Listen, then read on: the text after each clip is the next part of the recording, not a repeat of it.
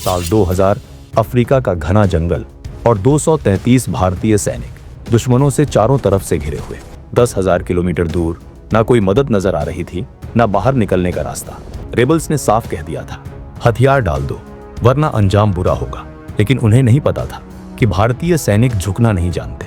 नई दिल्ली में एक फैसला लिया जा चुका था, एक ऐसा ऑपरेशन जो दुश्मन के गढ़ में घुसकर इतिहास बदलने वाला था। लेकिन सवाल यह है, क्या सच में भारतीय सेना अपने 233 जवानों को जिंदा वापस ला पाई थी? पश्चिम अफ्रीका में बसा एक छोटा सा देश सिएरा लियोन, उत्तर और पूर्व में गिनिया, दक्षिण पूर्व में लिबेरिया और पश्चिम में अथाह अटलांटिक महासागर। कुदरत ने इस देश को दिल खोलकर नवाजा था, हरी भरी जमीन और जमीन के नीचे छुपे अनगिनत हीरे। लेकिन अफसोस, यह दौलत आम जनता की तकदीर नहीं बदल सकी। सालों तक चली भ्रष्ट सरकारों ने देश को अंदर से खोखला कर दिया। न ठीक से स्कूल, न अस्पताल, न 2 वक्त की रोटी की गारंटी। गुस्सा जमा हो रहा था और 1990 का दशक आते आते यह गुस्सा बारूद बन चुका था। साल 1991, पड़ोसी देश लाइबेरिया का शासक चार्ल्स टेलर अपना प्रभाव सीमाओं के पार तक फैलाना चाहता था। उसे पता था सिएरा लियोन की सरकार कमजोर है, लोग सिस्टम से तंग आ चुके हैं। बस इसी मौके का फायदा उठाते हुए एक सशस्त्र संगठन खड़ा किया गया, रेवोल्यूशनरी यूनाइटेड फ्रंट यानी RUF। नाम क्रांति का था, लेकिन असली मकसद था हीरों की खदानों और सत्ता पर कब्जा। शुरुआत में RUF ने लोगों को बड़े सपने दिखाए, भ्रष्टाचार खत्म करने के वादे, नया सिस्टम लाने की बातें। कुछ गांव उनके साथ जुड़ भी गए। सबसे भयावह सच था बच्चों का इस्तेमाल। 10 से 12 साल के मासूम लड़कों को जबरदस्ती भर्ती किया जाता, उनके सामने उनके माता पिता की हत्या कर दी जाती, फिर उन्हें नशे की लत लगाई जाती। उनके दिमाग में यह भर दिया जाता, तुम्हारे अपने ही तुम्हारे दुश्मन थे। धीरे धीरे उनके दिल से डर, प्यार और एहसास मिटा दिए जाते और उन्हें बना दिया जाता एक बेरहम मशीन। छोटी बच्चियों को भी अमानवीय हालात में रखा जाता और विरोध करने वालों को जलाकर धुआं धुआं कर दिया जाता। अत्याचार इतने भयावह थे कि पूरी दुनिया सिहर उठी। लेकिन सिएरा लियोन की सरकार पहले ही भ्रष्ट और कमजोर थी। वह इन विद्रोहियों का मुकाबला नहीं कर पा रही थी। जो देश कभी प्राकृतिक सुंदरता का प्रतीक था, वह अब खून, नशे और तबाही की जमीन बन चुका था। आखिरकार हालात इतने बिगड़ गए कि 1999 में यूनाइटेड नेशंस को दखल देना पड़ा। इसी साल में संयुक्त राष्ट्र और सिएरा लियोन की राजनीतिक पार्टियों के बीच एक शांति समझौता हुआ। इसके बाद अक्टूबर 1999 में United Nations mission in Sierra Leone UNAMSIL की स्थापना की गई। मकसद साफ था, देश में शांति बहाल करना, हथियार डलवाना और निर्दोष नागरिकों की रक्षा करना। लेकिन आगे जो होने वाला था वह इतिहास के सबसे साहसी सैन्य अभियानों में से एक बन जाएगा। ये किसी ने सोचा भी नहीं था। India, Bangladesh, Nigeria, Ghana, Kenya and Zambia जैसे कई देशों की सेनाएं इस UN मिशन में शामिल थीं। भारत की ओर से एक ऑर्गेनाइज्ड और मजबूत मिलिट्री कॉन्टिंजेंट तैयार किया गया। 5 and 8 Gorkha regiment, 14 mechanised infantry और 23 मैकेनाइज्ड इन्फेंट्री को मिलाकर इंडियन बटालियन 1 का गठन किया गया। इसके साथ 2 कंपनियां क्विक रिएक्शन फोर्स के रूप में तैनात की गई, जिनमें 9 पैरा स्पेशल फोर्सेस के कमांडोज भी शामिल थे। दिसंबर 1999 में यह टुकड़ी अफ्रीका रवाना हुई। अप्रैल 2000 तक भारतीय सैनिकों को 2 हिस्सों में तैनात किया गया, एक दलदारू में और दूसरा कायलाहुन में। ये वही इलाके थे जहां विद्रोहियों की पकड़ सबसे मजबूत मानी जाती थी। कायलाहुन लगभग 10 वर्षों से विद्रोहियों के कंट्रोल में था। यहाँ हालात इतने बदतर थे कि बच्चे कुपोषण और बीमारियों के साथ जन्म लेते थे। लेकिन भारतीय सेना सिर्फ हथियार लेकर नहीं आई थी, वह उम्मीद भी साथ लाई थी। मेडिकल कैंप लगाए गए, मुफ्त इलाज शुरू हुआ, छोटी सर्जरी तक की सुविधा दी गई, बोरवेल खुदवाए गए, पानी के टैंक बनाए गए, गांव वालों को पानी शुद्ध करने के तरीके सिखाए गए, बच्चों के लिए बेबी फूड और बड़ों के लिए सामूहिक भोजन की व्यवस्था की गई। इतना ही नहीं, हमारे सैनिकों ने बच्चों को अंग्रेजी और गणित भी पढ़ाया। जिन लोगों ने बंदूकें तो देखी थीं, लेकिन साफ पीने का पानी नहीं, उनके लिए भारतीय सैनिक किसी फरिश्ते से कम नहीं थे। भारतीय सेना का यह प्रभाव विद्रोहियों को रास नहीं आ रहा था। मई 2000 में विद्रोही गुट अचानक संयुक्त राष्ट्र के साथ शांति वार्ता के लिए तैयार हो गए। यह प्रस्ताव थोड़ा शक वाला था, क्योंकि रेडियो कम्युनिकेशन पहले ही बाधित किया जा चुका था। फिर भी लोकल लोगों की भलाई के लिए मेजर राजपाल पुनिया जोखिम उठाने को तैयार हो गए। वह अपने कुछ साथियों के साथ बातचीत की जगह की ओर निकल पड़े, लेकिन वहां शांति की कोई बात ही नहीं थी। वहां तो एक साजिश तैयार थी। मेजर पुनिया और उनके साथियों को विद्रोहियों ने बंदी बना लिया।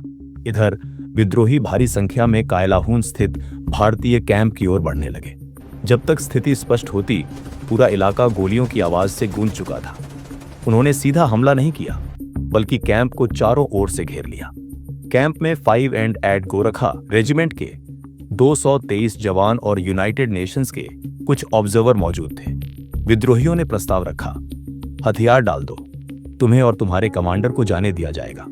लेकिन गोरखाओं का जवाब साफ था, झुकना उनके खून में नहीं था। विद्रोही जानते थे ये वही सैनिक हैं जो अंतिम सांस तक लड़ना जानते हैं। इसलिए उन्होंने सीधा हमला करने की बजाय बिजली, पानी और राशन की सप्लाई काट दी। लगभग 10,000 किलोमीटर दूर भारतीय सैनिक एक तरह की घेराबंदी में फंस चुके थे। अब इस हालात की खबर यूनाइटेड नेशंस के जरिए भारत तक पहुंची। दुनिया के कई देशों ने भारत को खुला सपोर्ट दिया। विद्रोही गुट को तैयार करने वाला लाइबेरिया का शासक चार्ल्स टेलर भारी इंटरनेशनल प्रेशर में आ गया। उसके हस्तक्षेप के बाद कुछ सैनिकों को रिहा किया गया, लेकिन बाकी जवान अब भी उनकी कस्टडी में थे। विद्रोहियों ने इसे अपनी इज्जत और प्रेस्टीज का सवाल बना लिया था। साफ कह दिया, जब तक भारतीय सैनिक हथियार सरेंडर नहीं करेंगे, बाकी लोगों को आजाद नहीं किया जाएगा। उन्हें लग रहा था कि भारतीय सेना दबाव में आकर झुक जाएगी, लेकिन उन्हें यह अंदाजा नहीं था कि भारत के पास पैराशूट रेजिमेंट जैसी एलीट फोर्स भी है। अब भारतीय सेना भी पूरी तरह जवाब देने के मूड में आ चुकी थी। नई दिल्ली में मेजर हरिंद्र सूद के नेतृत्व में 2 पैरा स्पेशल फोर्स के लगभग 80 कमांडो तत्काल अफ्रीका के लिए रवाना किए गए। इस अभियान में थल सेना के साथ भारतीय वायुसेना भी शामिल हुई। MI-35, MI-8 और चिनूक हेलीकॉप्टर ऑपरेशन के लिए तैयार किए गए। मिशन को 4 स्टेप्स में बांटा गया। फर्स्ट स्टेप, कमांडो चुपचाप जंगल में फैलेंगे, दुश्मन को भनक नहीं लगनी चाहिए। सेकेंड स्टेप, हेलीकॉप्टरों की मदद से दबाव बनाते हुए कायलाहून में फंसे गोरखाओं तक पहुंचना। थर्ड स्टेप, निकाले गए सैनिकों को पेंडेम्बू की ओर बढ़ाना। फोर्थ और लास्ट स्टेप, हेलीकॉप्टरों द्वारा सुरक्षित निकासी। अब स्टेज तैयार था। जंगल खामोश था, लेकिन तूफान उठने वाला था। प्लान तो बन चुका था, लेकिन जमीन पर हालात बेहद मुश्किल थे। कायलाहून वह इलाका था जहां विद्रोहियों की संख्या भी अधिक थी और पकड़ भी सबसे मजबूत। सीधा हमला आत्मघाती हो सकता था, इसलिए रणनीति बदली गई। पैरा स्पेशल फोर्स की एक टुकड़ी को कायलाहून से लगभग 100 किलोमीटर दूर चुपके से एयर ड्रॉप किया गया। वहां से शुरू हुआ अफ्रीका के घने कीचड़ भरे जंगलों का सफर। दिन में छिपना, रात में बढ़ना, बारिश, दलदल और जंगली इलाके पार करते हुए कमांडो अपने लक्ष्य की ओर बढ़ते रहे। लगातार 2 हफ्तों तक उन्होंने दुश्मन की गतिविधियों पर नजर रखी। कितने लड़ाके हैं, किसके पास कौन सा हथियार है, भागने के रास्ते कहाँ हैं, सब कुछ रिकॉर्ड किया गया। उधर विद्रोहियों को भरोसा था, कोई भी देश इतनी दूर आकर उनके गढ़ में घुसने की हिम्मत नहीं करेगा।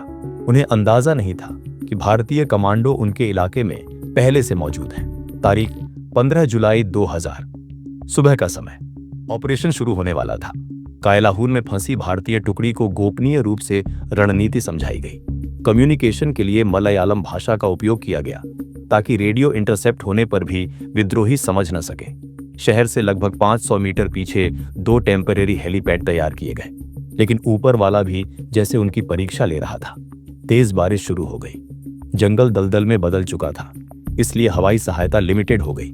फिर भी मिशन टला नहीं।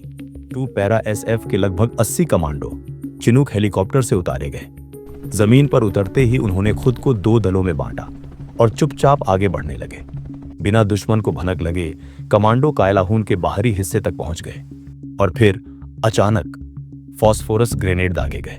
तेज चमक, घना धुआं और जलती हुई लपटें। इससे दुश्मन का विजन लगभग खत्म हो चुका था। सालों से आतंक फैलाने वाले लड़ाके कुछ पल के लिए मानो हिल गए। धुएं के पीछे से हमारे जाबाज पैरा SF कमांडो आगे बढ़ रहे थे। वे सीधे उस कैंप तक पहुंचे जहां 5 एंड 8 गोरखा रेजिमेंट के 223 जवान घेराबंदी में फंसे थे। निकासी शुरू हुई। एक एक कर सैनिक तैयार ट्रकों में सवार होने लगे। विद्रोही देखते रह गए और भारतीय सैनिक उनकी आंखों के सामने घेराबंदी तोड़कर निकल गए। सुबह के 6 बजे से अब लगभग 9:30 होने को थे। मौसम साफ होने लगा था।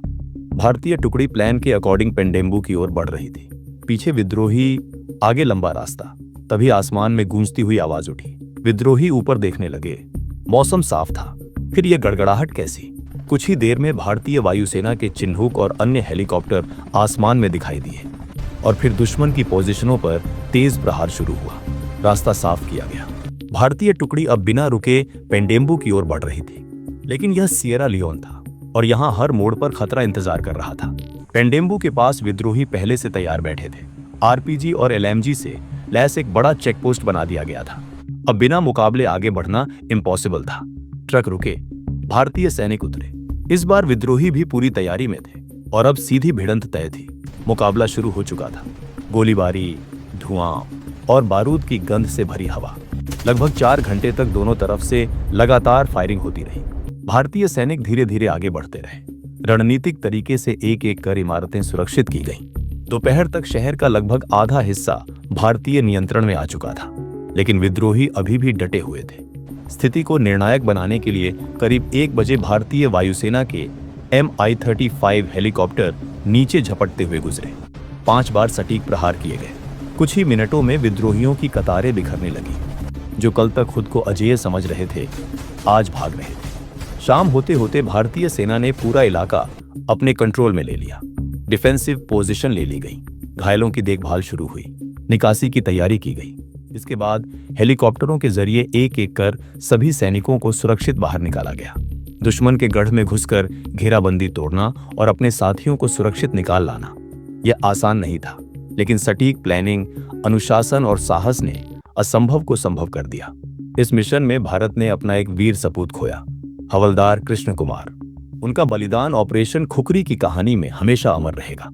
जिस धरती पर कभी आतंक का राज था, वहीं के लोगों ने भारतीय सैनिकों की मानवता को याद रखा। मोआ नदी के किनारे खुखरी वॉर मेमोरियल बनाया गया, उन गोरखाओं और भारतीय सैनिकों की स्मृति में जिन्होंने सिर्फ लड़ाई नहीं लड़ी, बल्कि लोगों की जिंदगी भी बदली। ऑपरेशन खुखरी सिर्फ एक सैन्य अभियान नहीं था, यह एक संदेश था। भारतीय सेना अपने सैनिकों को कभी अकेला नहीं छोड़ती, चाहे दूरी 10,000 किलोमीटर हो या दुश्मन का इलाका। जब तिरंगे की बात आती है तो जवाब भी उसी भाषा में दिया जाता है।